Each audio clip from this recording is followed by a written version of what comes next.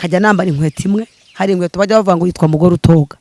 kumva bya nawe urabyumva none sari birenze buriya icyo tumva niki aho naburaga n'amavuta yo kwisiga nkagenda n'ubundi nisize ubuto nangwa se nisize amamesa nangwa nkanagenderaho hama ndabyibuka hariho n'igihe cyageze birancanga za mbaraga nazaga mpunga ngeze naho ngaho mu karere ka Nyabihu zirankurikirana najya kubona nkabona umwana wanjye ararabye arapfuye ngo hagarara mu marembo ngo kuko abadayimoni baje gutwara igitambo babahaye babanyohereye umwuka w'ibisazi bawohera wowe bawohera jewe yego ndangije Imana irambwira ngo bantu barabizi cyane twaturanye kuko nkimara kuva aho ngaho nkimara kwimukira Kabarondo bajyaga bamaze batese ubu uracyasara hari abantu bumva ijwi ry'Imana nkuko nawe waryumvije icyo gihe yego cyangwa se babwirwa n'Imana amasezerano nkuko nawe yaguherezaga yego ariko n'ubundi bakaba bafite intambara bakaba bafite ibibazo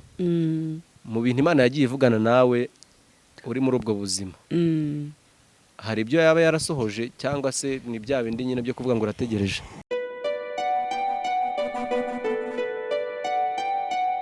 turabasuhuje bakunzi ba Irakora TV. Irakora TV ni YouTube channel ikugezaho ijambo ry'Imana, ubuhamya bw'abakozi b'Imana batandukanye,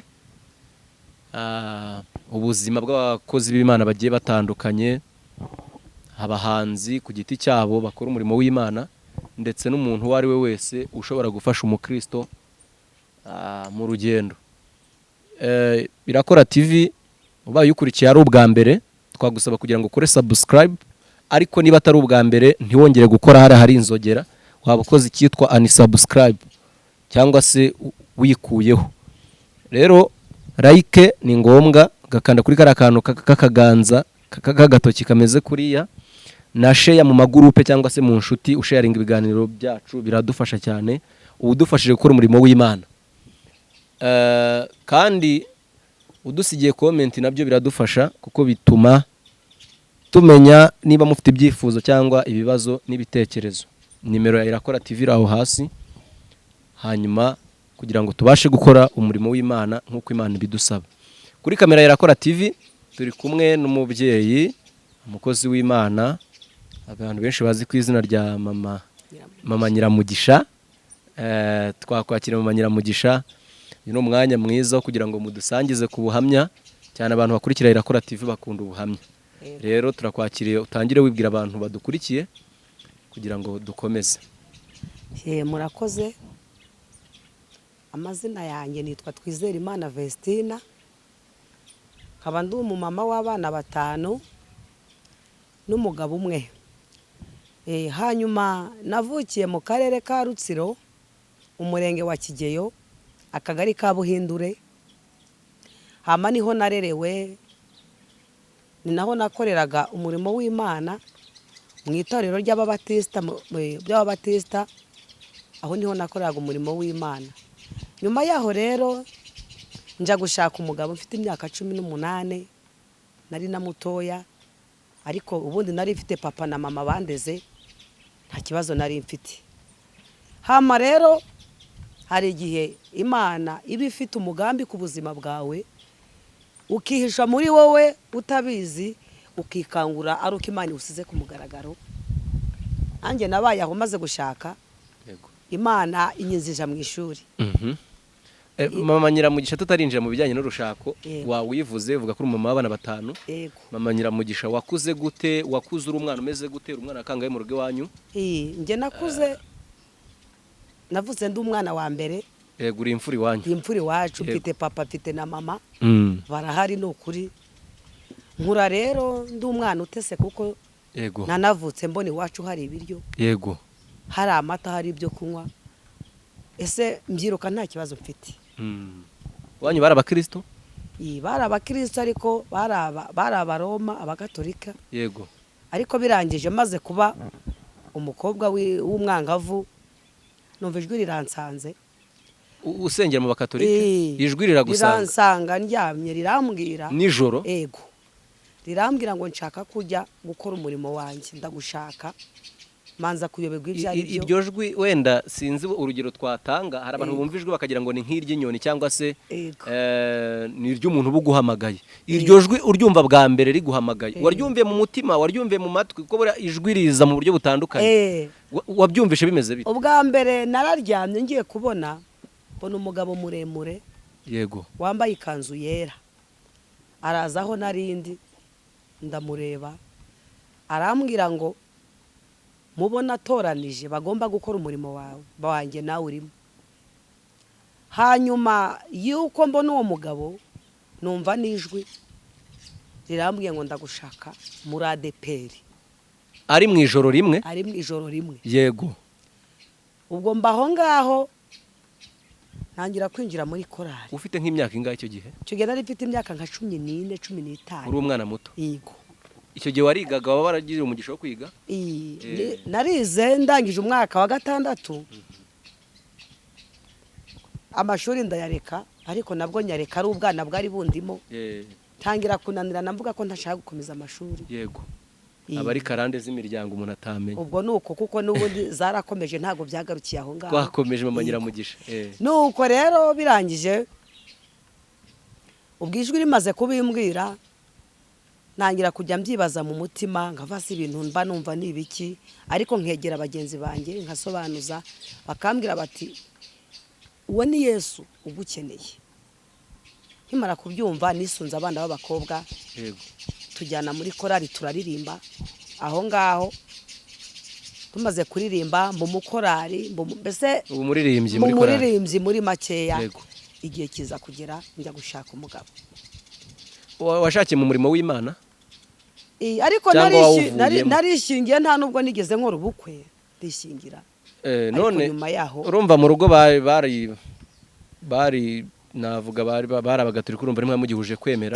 Ntabwo bafite kwizera kwabo kandi basenga Imana, ariko icyo gihe urumva umwana w'umukobwa udahuje kwemera n'ababyeyi, mu rugo babyakiriye gute umaze guhamagarwa? Ntabwo babyakiriye neza, baravuze bati tugize ikigo ry'inyine n'icyaca, ariko n'ubundi ubu bimwe bavugaga abarokore kera ko bari kiriya gihe abarokore bavuga ko nta n'ubwenge tugira. Yego. Ariko n'ubundi igihe nari ku muhamagaro wa Kristo, nubwo batari babizi, ariko jewe hari ibyo nari nabonye. Umaze kugera mu rusengero ba muri korali? Mba muri korali, nkora umurimo w'Imana cyane, mba umuririmbyi bikomeye. Ubwo ndangije biba ngombwa ko njya gushaka. Ngezeyo rero najya mfata n'igihe cyo kujya ndasenga. Ngeze muri urwo rugo mahurira n'ibibazo. Urishingira uvuye mu murimo w'Imana? Birancanga. Ngira nti Imana yasize. Imana se ntera yaravuganye nawe ko tubizi ko abarokore mu Imana igiye kuvugana nabo? Ubwo ngezeyo ibintu bimbana ibibazo. Nazo birancanga. Ngeze muri urwo rugo basanga ibintu bikomeye cyane. Ubwo urumva icyiciro cy'uko wakoze kiba kirarangiye, urashatse? Mba ndashatse, mbagiye mu buzima bw'urugo. Yego. Ngezeho birancanga. Wari ukiri n'umwana muto? Nari mutoya, naramenyeye guteta kwa mama, naramenyeye ubuzima bworoshye, ariko ngezeyo nsanga ni ibibazo. Ngezeyo nsanga ni ya miryango itarakebwe. Yego. Ngerayo nitwa umurokore, ariko nsanga ni babandi bagira ibintu bitoroshye. Kugeza naho igihe cyageze najya gusenga, Imana ikambwira ngo kubera ko umuryango washatsemo utigeze wemerana n'imyemerere yawe, babona mutazahuza, barangije baragufata bagushyira muri Nyabingi n'umuryango wawe. Yego. Bagutongera mu birigwamana byabo, ariko Uwiteka akambwira ngo nge nzabana nawe, nzakurengera kandi nzakugirira neza. Ubwo igihe kiragera rero mbona ibintu birakaze, mbona ubuzima burananiye, mpita mva aho ngaho ndimuka njya ahandi, nimukira mu karere ka Nyabihu. Ariko nge nubwo nta muntu uzi uko nahavuye, ariko nge nahungaga imbaraga nasanze aho hantu. Wimukanye n'umugabo cyangwa wari ucitse? Twarimukanye nawe turajyana. Ubwo birangije tubayemo aho mu karere ka Nyabihu, ngerageza kuhubaka inzu. Tumaze kuhubaka, ijwi rikansanga rikambwira riti oya, nubwo wimukiye aha ngaha ntabwo ariho nzagutuza. Nge nakubwiye ko uri umukozi wanjye, nkubwira ko uzankorera umurimo. Rero ndashaka kugira ngo nkumenyeshe hakiri kare ko nzakujyana ahandi hantu ukajya kunkorera umurimo. Ndavuga ni nta kibazo. Hama maze kuva rero muri iyo miryango, ngeze aho mu karere ka Nyabihu, nabwo ntahuriye n'ingorane cyane. Umugabo aranta nta nababana bibazo bimbana byinshi. agutana babana mwari maze kubyara banga icyo gihe? Twe dufitanye abana bane. arangije araguta. Mba muri ubwo buzima ndahangayika, ariko Yesu ubuzima warubayemo waryaga gute byagendaga? najyaga guca inshuro guhingira abantu. Hari abantu badukurikiye batazi icyo bita guca inshuro b'Abanyakigali. Ndajya guhingira abantu bakampemba 1000, hakaba bampaye 700. Hama ndabyibuka hariho n'igihe cyageze birancanga, za mbaraga nazaga mpunga ngeze naho ngaho mu karere ka Nyabihu zirankurikirana. Najya kubona nkabona umwana wanjye ararabye arapfuye, nkabona neza arasambye. Ako kanya nkumva ijwi rimanukiye muri jewe rikambwira ngo hagarara mu marembo, ngo kuko abadayimoni baje gutwara igitambo babahaye. Ntarangiza nkasenga, Imana ikambwira ngo ntago dayimoni anesheje kubera ko naguhaye imbaraga zo kunesha. Najya kubona nkabona umwana arahembutse, ari wo musengeye, ari njye umusengeye. Hamara iminsi 3 nkabona n'undi bibaye uko. Nabwo nkumva ijwi rirambwiye ngo mbarira urugamba kubera ko dayimoni aje gutwara ibye. Ntangiza nkasenga, nkabona Imana ikoze igitangaza, abana banjye baba bazima. Hama rero za mbaraga n'ubundi zikomeza kunkurikirana, babanyohereye umwuka w'ibisazi. Bawohera wowe? Bawohera jewe. Yego. Ndangije Imana irambwira ngo ntago nakuremeye gusara. Ibicisha mu mukozi wayo, araza arambwira ati mwana wanjye, urugamba rurahari, urugamba rurakomeye. Bashatse kusarira no mu muhanda, atariko ndi Imana yawe. Byaba byarakugezeho? Ndabizi. Gusa ntago nirutse. Yego. Najyaga kugera igihe ngo niruke nkumva imbaraga ziracitse, ahubwo nkaryama hasi. Bantu barabizi cyane twaturanye, kuko nkimara kuva aho ngaho, nkimara kwimukira Kabarondo, bajyaga bamaze batese ubu uracyasara. Ahubwo nige nago nasaze, nti Yesu yarankijije. Najya kugira ngo niruke, Imana ikazana imiyaga ubundi nkikubita hasi, imbaraga zigashirira aho ngaho. Ariko nkumva mfite umutwe undya ku buryo numvaga n'ubwonko bugiye kuzamukira mu musatsi, kubera kuribwa. Nubona umuntu uri kugenda mu muhanda ubona yikoreye amabuye yatoraguye amasashe, uzamenya ngo byaturutse mu mutwe. Mu bwenge niho bituruka, ibintu akoresha amaboko bituruka mu bwenge. Nubwo ibyo bintu ntabikoze, ariko hari ibimenyetso byabyo nabonye byangizeho, ariko Yesu arandwanirira ibyo bintu abikuraho. Hama ndakomeza rero ubuzima bwaho zabigogwe buranshanze. Imana irambwira ngo ndashaka kugukoresha umurimo ukomeye Ikibungo Kabarondo. Naragiye ndimuka, nimukira Kabarondo. Hageze nabwo ubuzima bukomeza kumugora. Umugabo ataragaruka? Ntabwo yararagaruka. Arindi muri ubwo buzima. Mwaravuganaga byibura?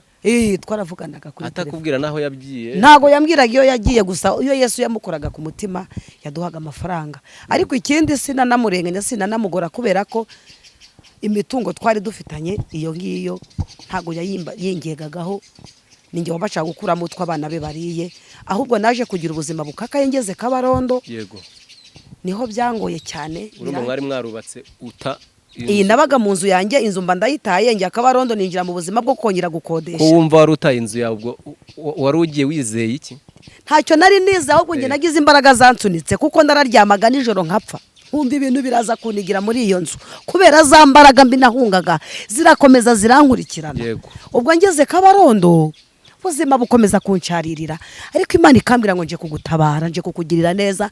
Ndashaka kugira ngo ubu buzima waciye muzabibwira abandi, kugira ngo nabandi bari mu kigero cyawe bazakomere. Imana icisha muri ubwo buzima kugira ngo abantu bazabyumva bakiraho hantu bazakomere. Imana ibana nanjye ngeze Kabarondo, n'ubundi mu mukristo wo kwishimwe, na n'ubu ni nawo mudugudu nteraniraho. Hama mba n'umunyamasengesho ndasenga. Imana ikambwira ngo nje kuguha imbaraga zo gukora ibitangaza. Hama hamwe n'iryo jambo yambwiye, mu mezi 2 ashize Imana itugabiza umuntu wari warozwe urushwima.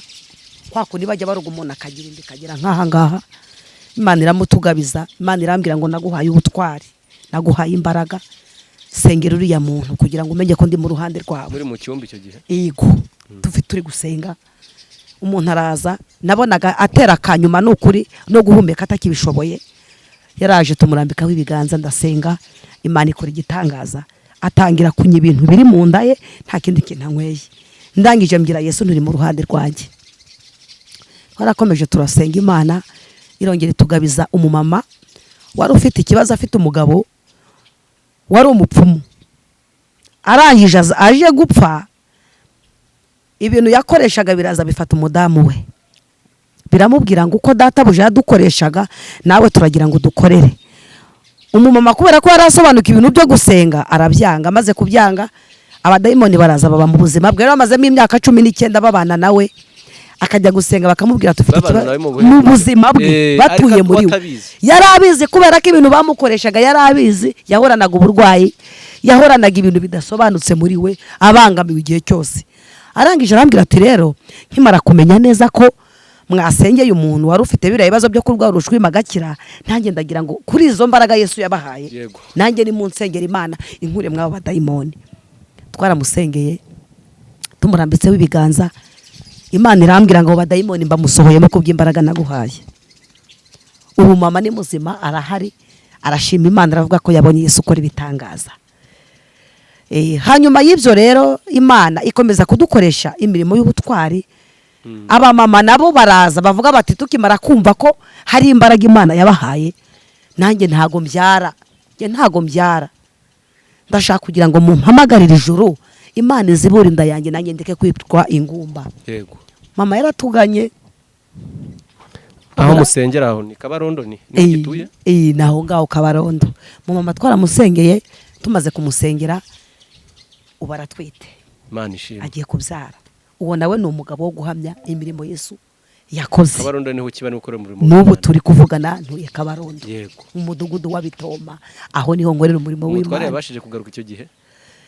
Nyuma yaho yaragarutse, aza neza nashimishije. Imana irambwira ngo byose mbyica mbizi. Ngo subiramo ako kantu ngo yarambwiye ngo byose mbyica mbizi. Ari ibintu Imana yice cyangwa kugira ngo itwigishe. Byose bigira ngo manze nerekane kugira neza kwanjye. Ibi byose nabigucishijemo kugira ngo abazakugana bafite ibibazo nka biriya nawe uzabona ibyo ubabwira, ubona ibyo uzabaremesha agatima. Yo kwaso ntago nari kuyibabwira kuko nta ruganda nari. Wareze abana wenyine igihe kingana imyaka 8. Yego. Wareze abana bo imyaka 8 wenyine. Abana bangahe? Abana 4. Nkifashisha wanyuma kwa mutubwiye ko ufite 5 umubyaye amaze kuza nyuma yo myaka 8. Birakomeye kabisa. Rugamba. Ariko Yesu naramubonye ageze akambira ati ngenda ndashaka gukoresha umurimo wanjye. Ibintu byose wanyuzemo kuko igihe cyarageze, ubuzima burancanga Kabarondo, imyenda insaziraho, kajya nambara inkweto imwe. Hari inkweto bajya bavuga ngo yitwa mugore utoga. Iyo nkweto yitwa mugore utoga. Ni inkweto igura 1000 y'umukara abadamu bajya bambara bagiye mu murima. Iyo niyo nari nsigaranye yonyine muri ubwo buzima. Yindi ifunze imbere n'inyuma ku gatsinsino. Nononge nkayambara, nkagenda nkajya mu ivuga butumwa, nkajya mu materaniro, tena nkayijyana guca inshuro yonyine ntagira indi. Ubwo buzima Yesu abana bo bari bameze ute kumva bya nawe urabyumva none sari birenze buriya icyo tumva niki. Aho naburaga n'amavuta yo kwisiga, nkagenda n'ubundi nisize ubuto nangwa se nisize amamesa nangwa nkanagenderaho. Urumva abana bo bitari ibibazo. Kigaragara cyo Yesu aratabara abantu badukurikirana no kubusa neza. Yesu ni umwami yarantabaye kuko abantu bajyaga bambaza batese uriya muntu turabona afite mwuka wera, aravuga Imana tukumva, ariko se Imana itamuha umwenda ngo yambare, Imana itamuha inkweto, ubundi avuga ko azi Imana. Ariko Imana ikambwira ngo biriya nabikoze kugira ngo Nkwambika abasigaye muri kiriya kikaba ari urimo Bazaboneko Ntabara, Bazaboneko ndi Imana igira abantu bayo neza. Ubwo ngo nabaye ishuri ry'abantu bikigiye kugira ngo nanjye banyigireho bazamenye ko Yesu ari umwami. Hari umuntu udukurikiye ushobora kuba ari no kumvira ubutumwa ku yindi telefone cyangwa se ahandi hantu, nawe afite ikigeragezo nk'icyo wahuye nacyo. Kugira ngo dukomeze mukomeze muri icyo kiganiro. Yego. Nawe yabuze imyambaro, yabuze umunyu wo guteka, yambaye inkweto imwe, aramesa nijoro kugira ngo abone uko ajya abandi bari. Ndagira ngo mubwire ngo niyihangane, nashinyirize kuko ubutabazi buri hafi ye. Imana yabikoreye kugira ngo nawe azabone icyo azabwira abandi hanyuma ye, naho ubutabazi buri bugufi bwe. Niyihangane hanyuma y'ikigeragezo afite, hariho ubutabazi bw'Imana bwihishe nyuma y'icyo kigeragezo, ni ukugira ngo imirimo y'Imana izerekanirwe muri we. Haleluya. Nicyo Yesu ari kubikorera, si uko yamuretse, si nuko yamutaye, ahubwo irashaka kuremya ubuhamya bushya kugira ngo n'abandi hanyuma ye bazabona uko bazamenya ko Yesu ari umwami ukora ibitangaza. Yego, twakomeje urumva ubuzima bwose wari urimo nk'iyo myaka 8 bwari ubuzima bushariye. Hari ubuzima bukomeye. Wumva ijwi rivugana nawe ko kakundi ryaguhamagaye. Kambwira ngo nje kugukoresha iby'ubutwari, ndashaka kunkorera ariko nge irambwira ngo nagusize mu ruganda, ngewe ndimo ndagushura kandi ndi kukunagura, ndi kukumaramwe inkamba zose kugira ngo nzaguhindura igikoresho cyatunganijwe n'uruganda. Ndashaka kugusora muri uru ruganda usa n'izahabu, uzabona uko uzamvugira no mu mahanga ukankorera. Yego, none twagutumiye kuri Rakora TV. Yego, ndagira ngo nkubwire ngo ibi nkubwire isezerano. Yari yarabimbwiye ngo nza mfite isezerano ryo gukorera Imana no kuyivugira. Ibi nabyo yari yarabimbwiye ko sinaha gusa. Yego, ikambwira ko mfite umurimo wagutse kugira ngo mpumurize abandi bantu bihebye, bumva ko byarangiye ko hari ibyiringiro byo gutabarwa. Ubwo buzima bw'imyaka 8 waciyemo, yego, urumva uburyo wabubayemo, uburyo wabunyuzemo bwari bugoye. Ni nk'iki kintu wigiyemo.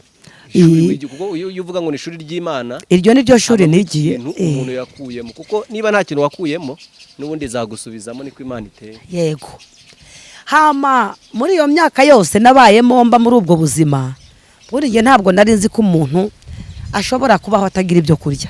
Ntabwo nari mbizi kuko nakubwiye ko navutse ndi umutesi, mbona ibintu byose biri aho ngaho.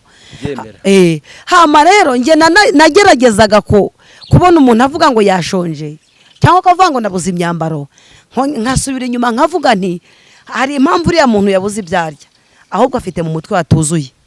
Numvaga afite n'ubu hari n'abandi babivuga. Nanjye navugaga ko afite mu mutwe watuzuye, nkumva ko hari icyabura kugira ngo atere kurya nangwa se ngo yambare. Ariko Imana iza kunyereka ko byose bishoboka, iza kunyereka ko ubuzima bwose yagufungurira umugisha nangwa ikanawufunga, yaguha ibyo kurya nangwa ikanabikwima, yagushyira hejuru nangwa se ikagushyira hasi, kubera ko ari ifite urufunguzo rwa byose. Yagiraga ngo inyemeze neza ko yitwa Imana ishobora byose, ko igihe cyose yashaka yagushyiraho ishaka. Ubwo rero amaze gusobanukirwa ko ikiruta ibindi ari ukubaha Imana, ugakora ibyo ikubwiye, ukanyura aho igutegetse, ukanyura mu mugambi wayo kugira ngo ikugirire neza. Naho iyo ushatse kunyura aho ushaka ntabwo bikunda, urashinyiriza ukihangana, kuko nibyo nabonye byampaye amahoro, bitumye na n'isaha mfashe umwanya wo kuba nahugura bagenzi banjye mbabwira ngo nimukomere, umutabaza ari hafi, ni ukugira ngo imirimo y'Imana izerekanirwe muri wowe. Utarambonye muri icyo gihe ntago yabyumva, kuko Yesu yaranyambitse urabira ndambaye, ntago nyambaye ubusa, nta nubwo nyambaye mugoro utoga yahoraga mu kirenge yitavamo n'amavuta mbasha kwisi. Wahingiraga abantu? Kabarondo narabahingiye bose. Karabamesera?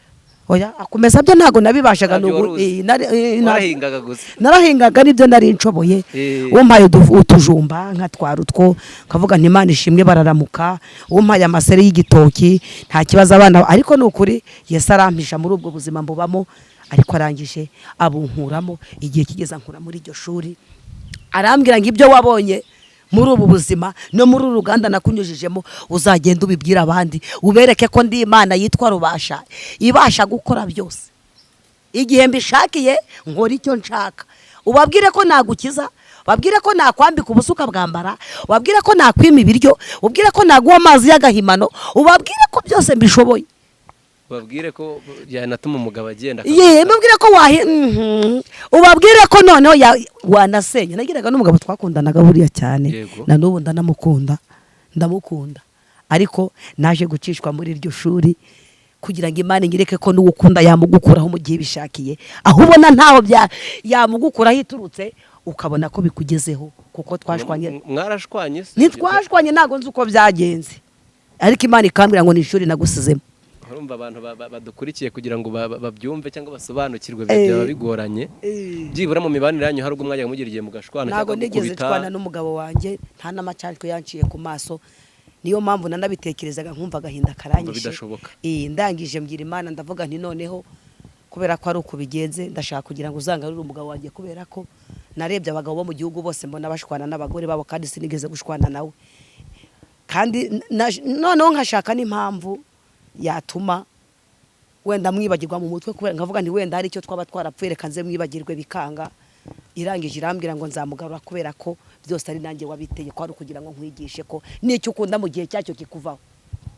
Yego, Imana ishobora kwemera ko ikintu ukunda kikuvaho. Ubwo ari ukugira ngo bigende gute? Ari ukugira ngo usobanukirwe imirimo y'Imana ko yagushyiraho ishaka uri ikiremwa cyayo, yakubumba uko ishaka, ikagukiza uko ishaka, ikagutabara uko ishaka. Uko nicyo byari bigambiriye.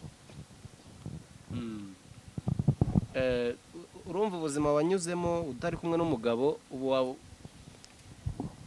urabona hari abantu bakunda kuba batari kumwe n'abagabo yego ingo bakazahuka. Wowe icyo gihe wabishoboye gute? Nta bandi bagabo bazaga kukurambagiza, urumva ari ukina muto n'abantu badukurikiye nubwo byaye gatana ariko yego byafite isura y'abantu bakiri batoya. Ubwo urwo rugamba rubayemo gute? Rero njye wari ikintu cyansindishije ibyo bintu kubera ko jewe nakundaga umugabo wanjye, ngubwiye ko yanamvanye iwacu ndi mutoya ntarinjira mu kandi gakungu k'abasore ngo menye ngo narambagijwe na bariya. Uwo niwe muntu umutima wanjye waguyeho duhita tunashakana. Nta bindi bintu rero nge narinzi kubera ko nari muto. Noneho urukundo namukundaga nirwo rwandinze, nareba abagabo bose nkabona ari babi. Hamwe nuko rero Yesu yari yaravuze ngo ni ishuri, akomeza kumbagariraho cyane, aba hafi yanjye aranwanirira, durwana bucece, Yesu aracoboza. Hari abandi bantu bari mu ishuri nk'iryo wanyuzemo batawe n'abagabo, yego, kandi basenga Imana. Nta kindi wowe iyo ubyumvishe wumva imbaraga byibura zishobora kuba zaragushoboje. Hari ukuba warakunze umugabo cyane, ariko hari izindi mbaraga. Ntago urukundo rwo rwatuma wihangana imyaka 8 ni myinshi. Ndabyumva. Ubundi ikintu kibasha gusoboza umuntu ibyo kwihangana ni imbaraga z'ijuru. Udafite imbaraga z'Imana zigushoboza ngo wemerere Kristo aze muri wowe mu bugingo bwawe, n'ubundi Satani yakubona. Kuko n'ubundi Satani amuguko yemera ko akuvaho kugira ngo aguteze isi abantu bakubone kandi uvuga kuri umurokore.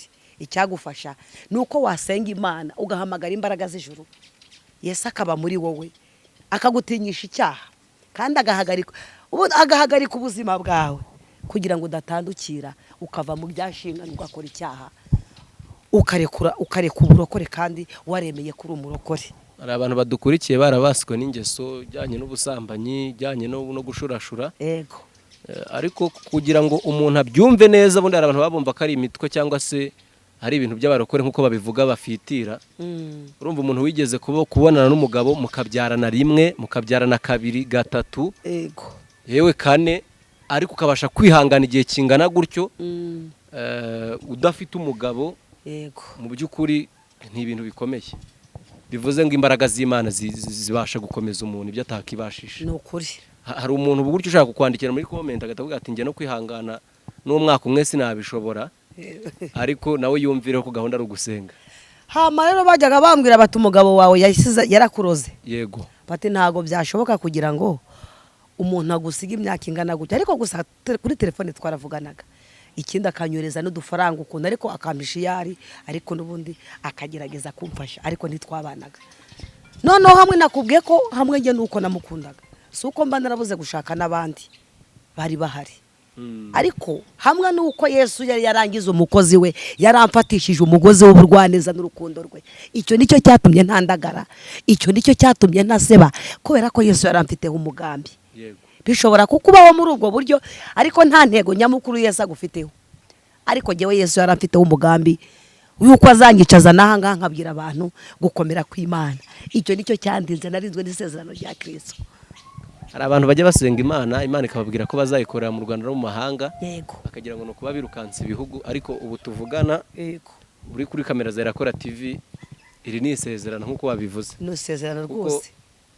Ubukurikirwa n'abantu nyine bagiye batandukanye. Yego. Iyo mpamvu akenshi tuba tugira ngo tuganire, mutubwire ku buhamya kandi mutubwire n'imbaraga z'Imana. Yego. Mama Nyiramugisha, ubu tuvugana Imana yavuganaga nawe. Yego. Ikavugana nawe ko izagukiza umubabaro wari wahuye nawe, urumva wari watawe n'umugabo, uca inshuro nyinshi cyane, wangwa n'imiryango washatsemo. Byibura iwanyu ho bari bazantutuye cyangwa no batereye iyo nyine? Kubera ko cyane bageze igihe barakwanga kubera babonye byanze, urumva agaciro karagabanutse. Bari bazi ko ndi umugore mu rugo, kubana n'umugabo nta kibazo gihari, ariko maze kwitwa ntabwa n'ubundi nabo ntabwo, none se bagagombaga kumfasha iki? Ntacyo bamfashije, barebeye iyo, kuko nta n'ugeze zangwambwira uti mwana wanjye uranushye cyangwa se ibibazo birakuvukiye, akira n'aka kantu kagufashe. Ntako nagiye no kubaka n'umunani barawunyima, barambwira ati se urugo rurakunaniye, nitugwana ibyacu kabigurisha uzabahe? Bagahora banyiteze ko nzasubirayo, ariko batazi ko Yesu yavuganye nanjye ko impamvu ari ukugira ngo nzabe igikoresho cy'Imana mu gihe cyanjye. Ko n'imiryango nta kundi kunyitaho, kuko bivuze ngo kuva nava naho ngaho sinigeze gusubira inyuma. Ubu tuvugana gusa ko Yesu abambwira ngo uzababarire, banumva byararanjemo kubabarira, n'ubundi banshaka ubusabane kugira ngo nabo, kugira ngo nibabona ko Yesu ari umwami, babarangiza bamenye ko ngewe bibeshyagaho muri icyo gihe ko nta rugo gukenyuka nangwa gukorera Satani, ahubwo ko ndi wahamagawe n'Imana. Hari abantu bumva ijwi ry'Imana nk'uko nawe waryumvije icyo gihe, yego, cyangwa se babwirwa n'Imana amasezerano nk'uko nawe yaguherezaga, yego, ariko n'ubundi bakaba bafite intambara, bakaba bafite ibibazo. Mu bintu Imana yagiye ivugana nawe uri muri ubwo buzima, hari ibyo yaba yarasohoje cyangwa se ni bya bindi nyine byo kuvuga ngo urategereje? Yarabisohoje. Ubuzima bubi yabunkuyemo, ubuzima bwo guca inshuro ntabwo ngikora. Yesu yangaburiye uko mbyifuza, yansohoye mu kigeragezo ndi muzima. Bivuze ngo abana banjye nubwo byari byaragenze gutyo, Satani yaragambiriye ko bahindutse ibitambo by'abadayimoni, Imana yakomeje kundwanirira. Imana irambwira ngo ndirahiye ndi Uwiteka, nta mwana wawe n'umwe uzavaho umusatsi n'umwe, nzabarinda nawe nkurinde, ndi kugira ngo nzagukoresha iby'ubutwari, ujye usengera ibyuzi, kugira ngo uzambare imbaraga usengera ibyo wabonye. Abana barakira, abana barakize ni bazima, ubu nta n'umwe ntawe, bose barakize. Ni abana bashimishije beza cyane, kubera ko Yesu yabarinze akanga kugira ngo abana banjye bahungabane nangwa se batwagwe n'imyuka mibi, kandi ari abakozi b'Imana. Ubwo rero Yesu byose yarabikemuye, ntacyo atankoreye ngo mbeho. Wariwe n'inzara igihe kirekire? Yarandiye cyane, yo mu misokoro yarandiye, ndabizi. Ziba mwamoko ngaho. Ase reka ngubwire. Yego. Ndibuka hari umunsi navuye mu materaniro ku Ishimwe, icyo gihe hari ku Cyumweru, hama abantu barantumira bati ngwino utubwire Imana twasanze, twamaze kumenya neza ko ujye ubasa kuvuga Imana yacu neza, twaragukunze. Barantumira ndagenda ku rusengero. Noneho ngezeyo, ariko mva mu rugo mbona iwanjye nta kintu nsizeho cyo guteka, mbona ari inzara, abana banjye bamerewe nabi. Noneho ndagenda, nkijya aho hantu, nyura ahantu mu rutoki. Ngeze muri urwo rutoki, hari indwara yateye bita kirabiranya mu ntoki. Yindi yumisha insina? Yego, nanga se ibitoki bigatukura atari uko bihiye. Noneho nshingiye ku nzara nari nsize mu rugo iwanjye, nsanga umuntu yafashe cya gitoki aragitema. Amaze kugitema agishyiraho ku nzira, ariko nabonaga gifite amabere ahiye, atukura n'adatukura. Noneho nkubita umutima mu rugo, nibuka ko nta kintu nasizeyo, hari isombe yonyine nayo itagira umunyu. Ndavuga nti Imana, uyu we ni umunyamurengwe, kubera ko yatemye iki gitoki, biriya bidatukuye ntajye kubiteka. Sinkamenye ko imbere haba harimo ikibazo. Noneho ndavuga ndari kucuka, ntago biribwa ubundi. Ndangije nshingiye ko nta handi narebaga, ndavuga nti Uwiteka, ngiye mu murimo wawe, ariko nintaha iki gitoki bagitaye ntago ndi bube nibye. Nintaha ari amabere kira gitoki adatukura, ndajya kuyatekera abana banjye. Naragenge mwivuga butumwa, murimo ndawukora, abantu barakizwa, abantu barihana, imbaraga z'Imana ziramanuka, mwuka wera arakora. Ariko nkabikora umutima umbwira ngo ndajya guteka cya gitoki. Urumva haraho nari nsigaje. Ubwo narahageze mu gutaha, wumva ibintu Imana yakoze. Narahageze, ngeze kuri cya gitoki, sinzi ukuntu nakeguye gutya ngira ngo nkibirindure, nsanga munsi yacyo harimo mvirope. Mvirope? Itaregeze gushyirwamo ikintu nshyashya. Ndavuga nti ye baba we, tuzi ko ya mari yanjye n'ubundi hari uwo twayisangiye bayintwaye, bagiye kuza kuyitwara kubera ko basizemo mvirope bari buze kugitwaramo. Ubu none biragenda bite? Ndeba ruguru, ndeba hirya, mbona nta muntu uhari. Ndavuga nti rero kubera ko ari njye uje mbere, iyi mvirope ngiye kuyifashisha, nshyiremo ibi bitoki njye guteka, nawe nagaruka ari yeranja. uyu wasizemo iyi envelope nawe ariyeranja areba uko ari bubigenze. Nafashe cya gito kuko nabigambiriye mu mutima, ndagenda ndamanyura ngubita muri envelope, nyitwara hano gutya, indirimbo na Biriya nabyo mbitwara gutya, ndazamuka ndataha. Ngenda mbwira Imana ngo urakoze abana banje ntibari bupfe. Nageze mu rugo abana baratonora, urumva nkabona imbere ari ibintu bidasobanutse, ari ibintu bikucuka, ariko uwo munsi twarabiriye ijoro riracya. Ndagira ngo nkubwire ngo ibyo ntago nakongera kubiteka kuko Yesu yangaburiye. Amen. Ndabasha kurya ngahaga n'abana banjye bagahaga. Iyo mbibwiye abantu mbangira ngo bihangane, na kabiri wakamara utariye. Hari n'uwasonzera mu murimo kandi avuye kubwiriza cyane, inzara ugafata amasengesho ukabura icyo kwiyakiriza, ukabura igikoma cyo kunywa kubera ko ntacyo ufite kandi uri umukozi w'Imana. Ndetse nge nagiye guteka iyo kirabiranye, sinari mvuye mu ivugabutumwa, abantu bihanye bafashijwe, ariko cyari igihe cyo kugira ngo igihe nk'iki abantu bamezemo bari muri ubwo buzima mbabwire ko Yesu ajya atarura abana akabagaburira. Ntabwo ari uko ababuze ibiryo, ahubwo abare mu buhamya bw'umuntu kugira ngo ejo he hazaza ni haba heza, abamuzi ari muri buriya buzima bazabone ko araho Yesu yamukuye. Nicyo byashakaga gusobanura. Ku buzima uriho kuri ubu ngubu, yego, ni n'amasezerano wenda ugiye wicayemo. Amasezerano umunezero yakubwiye izagusohoreza akakugarura umutware, byibura yaba yarabikoze. Muri kumwe cyane ubundi araza kongera akigendera. Arahari yaragarutse, afite n'akazi. Yesu yarabirangije, yarambwiye ngo mbyica mbizi kubera ko hari icyo mbashaka mbyica mbizi. Ntabwo ari ukubyica, buriya aba ari ishuri. Impamvu ibyica none se ugira ngo Yesu avuze ngo akora ku kantu gatoya, twakita ko ari nka buto imwe. Yego, bikazamba iby'iwawe byose bikarangira. Mu migani ngo niho handitse ngo igishimisha Uwiteka nuko akinga ibintu. Okay.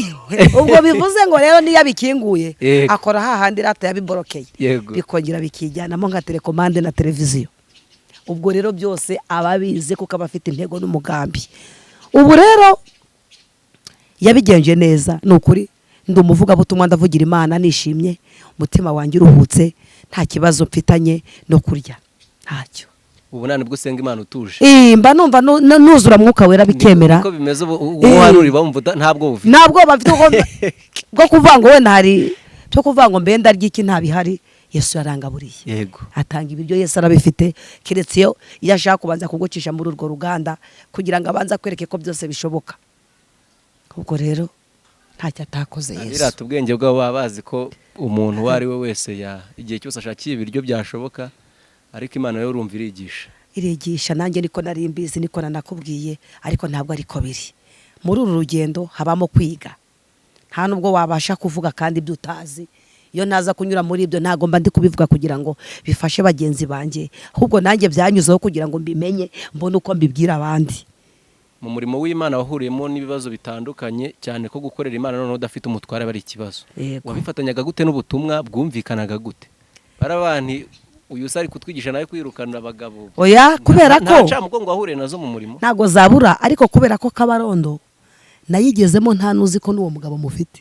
Hari igihe bavuga bati wenda nta n'uwagira, wenda bakanavuga bati simbizi, kuko iyo ufite ubuzima nk'ubwo ntabwo ubasha kuvuga amakuru yawe, nawe biba biguteye isoni, kuko niwari kumbaza sinari kumenya uko byagiye. Ntabwo uhamya niko bavuga. Ntabwo mbafite, ntabwo. Ubwo nyine bandeberagaho bakavuga bati ni umukozi w'Imana, wenda ni n'umupfakazi, none se ko nawe bari bazi. Ntabyo bambazaga, ntabyo bambwiraga. Yego. Ubwo baje kumumenya nyuma ari uko Yesu amwerekanye. Wavuze ko umutware yasengeraga mu itorero ry'Abadiventiste? Yari umukatolika nawe. Nawe yari umukatolika. Hari tugitangira mu bantu batangiranye natwe mu buhamya bwawe, hari abantu bumvishe ko wigeze uba mu idini ry'Abadiventiste. Ni Abadiventiste? Abakatolika. Yego, abakatolika. Noneho uhamagarwa ijwi rikubwira ko ugomba kujya mu barokore. Yego. Aho ni uko niko nahamagawe. Biragoye mu bantu bazi itorero wakoreragamo umurimo w'Imana kuwukora, none batazi ko ufite umugabo cyangwa se nta makuru bafite. Ayo bari bafite. Nuko babonaga nuzuye Yesu n'imbaraga ze gusa. Ubwanura ibitangaza bigakora kukigendera. Bakandebera aho ngaho, ariko nta muntu wari uza makabitwe ko gerewe ntari gature nta nahavukiye. Yego. Bandeberaga mu isura y'uburokore nta bindi. Batazi inyuma ko byacitse. Birumvikana, ariko ufite ubuhamya bukomeye. Yego. kandi ufite ubuhamya bubabaje ubuzima bwose wagiye unyuramo mu buzima bukakaye kandi bugoye ku muntu wari warashatse ukiri mutoya nabuciyemo cyane. ubu abana tubwire ku bana ubu ntabwo turi kumwe nabo wenda byibura ngo tubagaragaze abana ubu bameze gute? Abana banjye bari aho yego ni basima. Bariga habaye harimo abatiga buriya nabyo byaba ari ikibazo. bariga abana banjye niba ari ibyo dusengera twabisengera bariga niba ari n'abagira icyo bakora abana bakiga nabyo birashoboka. abana banjye bariga bose bariga. umukuru ngo wangana ute? Umukuru afite imyaka 17. Niwe utarabashije kugira amahirwe kubera ubwo buzima nanyuzemo, ariko nkimara gutuza abandi bariga. Nibwo bese yarigaga mu gitondo ati nsigaranira umwana nagiye guca inshuro, mwana wanjye urajya kwiga turarya gute? Ati mama nanjye reka nze ngushakira ko muri bumwe nuva guca inshuro mu bantu agasigarana bari umunara barinda hekana. Birangije umuntu ukurebye ahita yumva ko abana 5 rwose urumva bari bato cyane. Ni batoya cyane, ni batoya.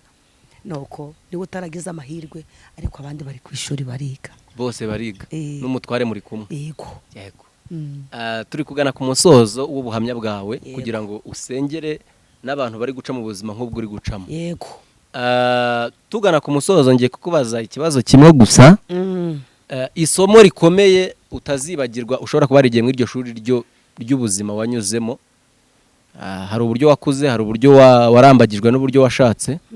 Isomo wakuyemo byibuze riruta yandi wumva utashobora kuzibagirwa cyangwa wabwira n'umuntu tugana ku musozo dusengera ni irihe? Muri ibyo bintu byose nanyuzemo, kuko byose nabicishijwemo n'Imana, ikintu nyamukuru nasanzemo ntashobora kureka mu buzima, ntago nshobora kuzareka ikintu bita kubaha Imana, kuko namaze gusobanukirwa menya neza ko wabura Imana yitwa Imana, wari Imana yitwa Imana, ugenza ibirenge mu muhanda yitwa Imana, watawe n'umugabo yitwa Imana, kandi nabwo wabaye umugore w'umugabo yitwa Imana. Namaze kumenya neza kubaha Imana ari bwo bwenge, kandi menya ko kuva mu byaha ariko kujijuka. Bivuze ngo ufite ibigeragezo nk'ibyo rero akaba ari mu butayu ngubwo naciyemo, iturufu izarya kurusha ibindi no kubaha Imana, nawe ikamugirira neza, kuko nta handi wayihungira, kandi ariyo iba yagusize muri urwo ruganda kugira ngo ikwereke ikiri cyo nikigambiriye ku buzima bwawe. Yego. Hari abantu bazi ko umuntu adashobora gukorera Imana afite ibyo bibazo, nkuko wari ubivuze ngo twariye Imana bari Imana, twanaburaye Imana bari Imana, ariko hari abantu benshi bafite inyigisho zivuga ngo Imana ibyo ntiyabyemera ko bitugeraho. Urumva ni inyigisho utamenya uburyo zimeze. Ndabwira ngo ese umuntu umukozi w'Imana byashoboka ko ibi byabaho? Byashoboka ko wakorera Imana se umugabo bakaguta kandi nta kosa wakoze? Abo bantu bafite iyo myumvire bazansomere mu gutegeka kwa 2 ibice byaho 8 bahere ku murongo wa 2 bumva amagambo Mose yabwiye Abisirayeli, urugendo baciyemo mu butayu, inzira banyuzemo uko yari igoye, uko byabagendekeye, niho bazamenya neza ko ibyo byose Imana itemera ko bibaho. Ibyemera bikabaho, ibyemera bikakugeraho, bibaho cyane, kuko na Biriya irabivuga. Kuko hari amagambo avuga ngo nagucishije bugufi, ngo nkunda ko wicwa n'inzara, kugaburira manu wari utazi na basogokuruza bawe batigeze kumenya, ngo kugira ngo ngucishe bugufi ngo ugerageze, ngo nkumenyeshe ko umuntu adatungwa n'imitsima gusa, ngo ahubwo ko ijambo riva mu kanwa k'Uwiteka ari byo bitunga umuntu. Ubwo rero ibyo bibaho, Imana ikakunyuza muri ubwo buzima. Umuntu uvuga ko bitabaho azansomere muri icyo gitabo nkubwira. Dusenga tugana ku musozo. Yego. Wagira nka message wumva wahereza abantu, cyangwa se nimero yawe ya telefone? Yego. Abantu baba gushaka, cyangwa se wumva ndari n'ubundi butumwa wahita utambutsa kugira ngo dusengere Imana abantu bari guca mu buzima nk'ubwo bwose waciyemo bakomere. Urakoze cyane, kandi wakoze kwitabira ubutumire. Abantu bari badukurikiye, ufite icyifuzo cyangwa igitekerezo wakandika hasi muri comment kugira ngo tubashe kumenya uburyo dukora umurimo w'Imana. Waba wifuza ko ari uwo twatumira, cyangwa se nawe ufite ubuhamya butandukanye tukugeraho kugira ngo tubashe gukora uyu murimo wa data. Murakoze cyane. Murakoze. Hamwe n'ubu buhamya bwanjye nagiraga ngo mbwire abantu bafite ibigeragezo nk'ibyo, nta wundi muti, nta n'ukundi byagenda uretse guca bugufi ukemerera Imana, iyo yemeye ko bikugeraho ikanabigukuramo. Kandi ijambo ry'Imana rirambwira ngiyo yakinze nawe ubasha gukingura, kandi iyo gukinguriye ntawe ubasha gukinga, kubera ko byose niyo ibishoboye. Ubwo rero iryo shuri niba ari Uwiteka wari musizemo nk'uko koze kugira ngo amugerageze, nta rundi rufunguzo no gutegereza akihangana, agategereza Imana yavuganye nawe ikabasha kumugira neza, igakora ibitangaza. Ariko niyibeshya gato agatandukira azagwa mu butayu, ngo kuko n'Abisirayeli batihanganye baguye mu butayu. Abatarumviye Imana ntabwo bageze i Kanani, bose baguye mu butayu. Niba ari Imana rero uwo murongo w'ibintu nk'ibyo arimo nawe byaraturutse ku Uwiteka, niyihangane. Iyatangiye urugamba izanarusoza, iyazanye ikibazo izanagikemura, iyamukubise iyamukomerekeje n'izamwomora. Ubu niyo nama naho abantu bafite ibibazo nk'ibyo, bafite urugamba nk'urwo, ko bakwihangana bagategereza yavuganye nabo. Icyakora bagasenga, bakambara imbaraga zo gusenga kugira ngo Yesu azabone uko azaza akabatabara bafite imbaraga zo kwizera. Reka dusenge Imana kugira ngo Imana ibashe kubaha imbaraga no kubakomeza muri ubwo buzima bugoye bitoroshye, ubona ko byarangiye ariko hari imbaraga zitabara n'izihindura amateka. Ndagira ngo dusenga n'Imana muri aka kanya kugira ngo Yesu akugirire neza kandi agutabare. Mana Data wa twese, Imana yo kubaha no kubararirwa, turagushimye turaguhimbaje muri aya masaha. Mana wabanye natwe dutanga ubu buhamya, waradukomeje tubirimo, biba ngombwa ko tugeze ku musozo wo kugira ngo n'abandi babimenye bibakomeze. Aya masaha nsengeye abantu bafite ubuzima bugoye nk'ubwo twaciyemo, abantu bafite intambara, babuze ibyo kurya, babuze ibyo kwambara, abihebye mu gihe ngiki. Uwiteka ndasenze kugira ngo nabo nubagirire neza, nubatabare, kandi ubahe imbaraga zo kwihangana no gutegereza, kugira ngo weho wemeye ko bibageraho Mwami bazabone n'imbaraga zo kugira ngo bazabisohokemo neza nta mugayo ubariho, kubera ko ari wowe wabitangiye, ari nawe ubikura ku muntu. Aya masaha ndakwinginze kugira ngo bose bababaye, bafite ibibazo, abafite intambara, bafite ibibazo bikomeye cyane, uzubarengere, uzubarwanire kandi ubaye kwihangana. Ni mu izina ryawe gera Yesu urakoze. Amen, amen.